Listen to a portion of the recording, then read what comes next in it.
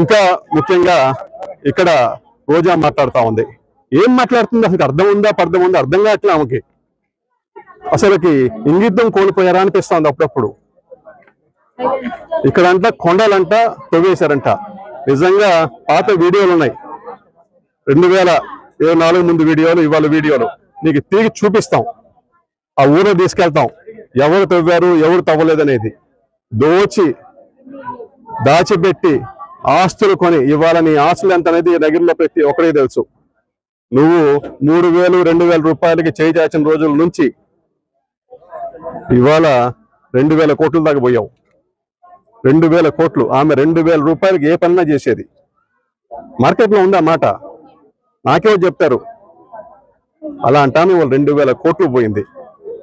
నువ్వా నీతులు చెప్పేది? ఇంకా తిరుమన్యం అంట.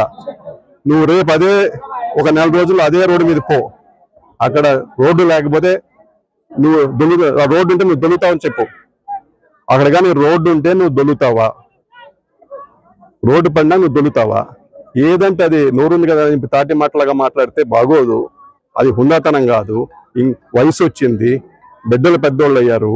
ఇంకన్నా కూడా ఇంగితం నేర్చుకొని సభ్య సమాజం అసహించుకునేలా కాకుండా కొద్దిగా ఏదన్నా ఒక పర్లేదు అనిపించిన పని చేస్తే బాగుంటది. నోరైతే అసలు హద్దు లేదు. చేసే చేష్టలు చూస్తే వికృత చేష్టలు.